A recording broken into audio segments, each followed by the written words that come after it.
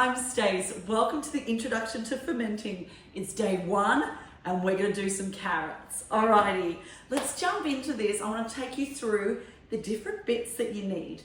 First up is a glass jar. Now, depending on the size of it is how many carrots that you're going to fit in. What I have encouraged you to do in the shopping list is to get these twist lids. These are the things that, this is an old sauerkraut jar, it can be a tomato jar, peanut butter. This is, I find, the absolute best option for keeping in all of those bugs and not letting any of the air out. You'll get a much better fizz and a much better ferment with just using these regular old lids. But of course, if yours is a screw top, it will absolutely work. You just want to get those bubbles that you've seen in my videos.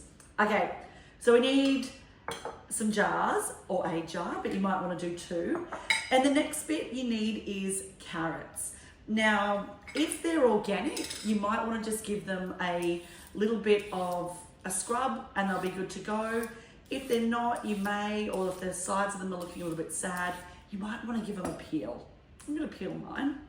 And the next bit I do is I actually chop these up. I don't want you to think about the salt or the probiotics, any of that stuff yet. What I want you to figure out is how many carrots are actually going to fit in my jar. So it's 180 grams. But what I can do there is I can just tar it and in they go. So we're at 100. When I'm chopping these, I'm thinking about that I want them to be the rough size, same size.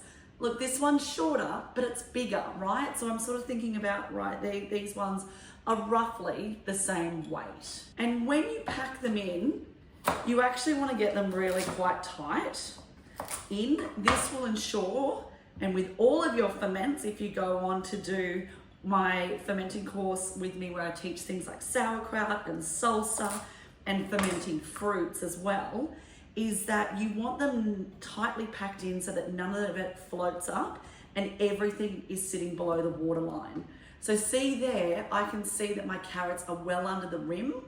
It means that I will be able to 100% cover it with water. All right, how much are we at? We're at 186 grams to be exact. So I have 2 options to ferment here. The first is to do it with a probiotic. So you can literally just open up your capsule, and I'll do that now with this one, and pour in your capsule. I always do a pinch of salt. The benefit of the salt is it is basically, that is the natural way to make sure that we are not letting any of those bad bugs start to populate. It knocks all of those on the heads and lets all of this good ones start to do their thing. So in that goes, and then we're just going to top it up with some water, and it is as easy as that. Now let me show you how to do it with the salt method. Let's just tar our glass jar, or write down how much it is, and let's get on to the carrots. All right, we'll just get the ends off these carrots too. And if you've got some of those really gorgeous little baby carrots, then you can keep them whole as well. What I do with the big carrots, see here, is I look at the size of those and go, okay, how much do I need to cut off? Because I like to keep them as long as possible, really, and as little a cutting. So you can also, with the shapes of these carrots, is start choosing what works for you. So they'll take longer to ferment. There's a bigger surface area, right? If they're kept whole like this, you might want to grate them. You might want to cut them into little rings as well. So I think that's 264.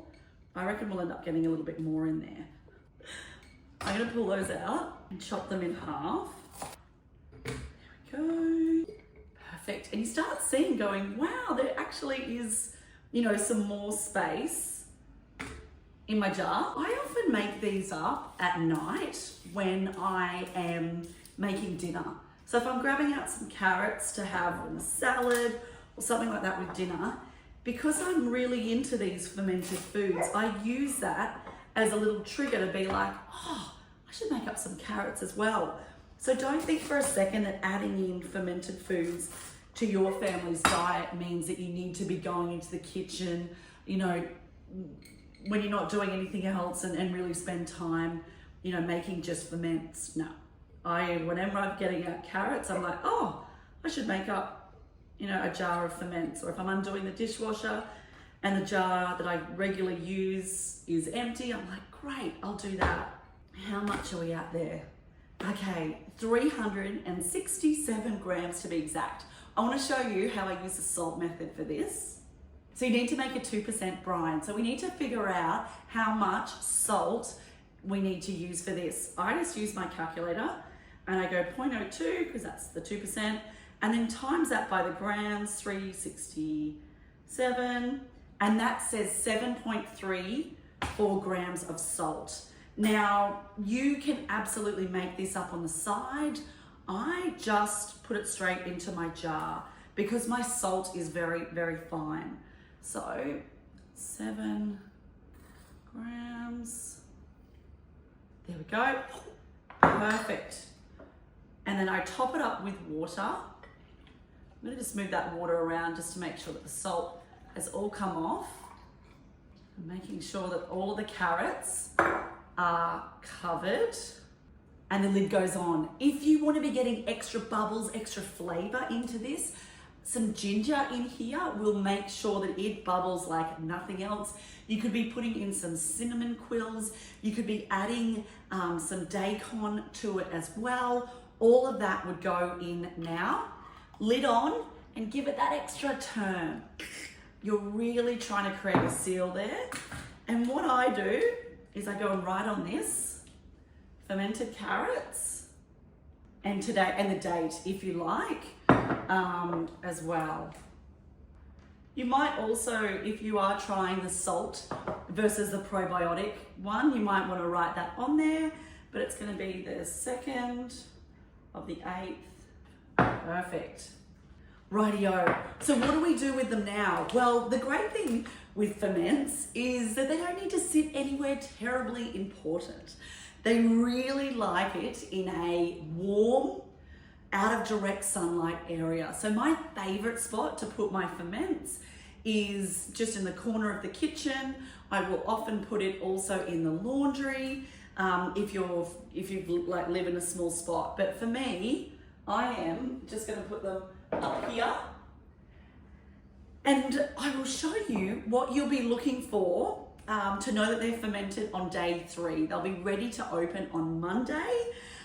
You'll start to see a whole heap of little dots around the top of it, and that is your signal that they're fermented.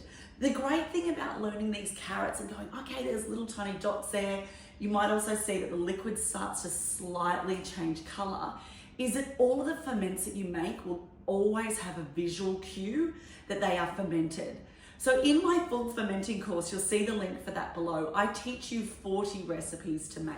It's not to overwhelm you, that's to go brilliant. I can literally start with one, get a pro at it, and then I can move on to another and another. Things like sourdough, you'll be able to see that that's fermented because there'll be holes in the dough and it will rise. Things like sauerkraut, if you're into the fermented veggies, which is cabbage that is fermented, is that you'll be able to again see a whole heap of dots, little air bubbles around the side. You'll also be able to watch it and see those bubbles rising up through the cabbage. It is so cool. My kids absolutely love seeing that in the jar. Same idea with your yogurts and your kefirs. The ferment that I love to make the most is a fermented fruit juice. I teach you in the course to use a starter that actually feeds on all the fructose in your sugars in the fruit juice, so it strips all of those out, and you'll be able to see that it will get all of the gorgeous bubbles around the top, and when you have a taste, it will be now carbonated, so it'll be slightly fizzy. Oh my God. But the greatest thing is it still tastes sweet, but you know that all of those gut healing bugs are in there. You can join the course below. It is only open for a couple of days, and you'll love that there's video guides exactly like this in the course as well as written recipes that says step 1, 2, 3, it should look like this, it'll look like this at the end. There's troubleshooting spots, and best of all, like with all of my courses, and the thing that I always get the feedback on that they love the most is that I am there. I will be helping you. I will be saying, hey, it looks like this. You'll be able to send me a question and be like, Stace, I'm a bit worried about that. Does this all look right? There's over 2,000 of us in the private Facebook group that you get entry into. So there is going to be people that can help you. All right, come join now, and I'll catch you tomorrow, same time, same place, when we make up the kombucha gummies. How cool are these carrots? Snap a photo and share them with us in the Facebook group of how they've gone.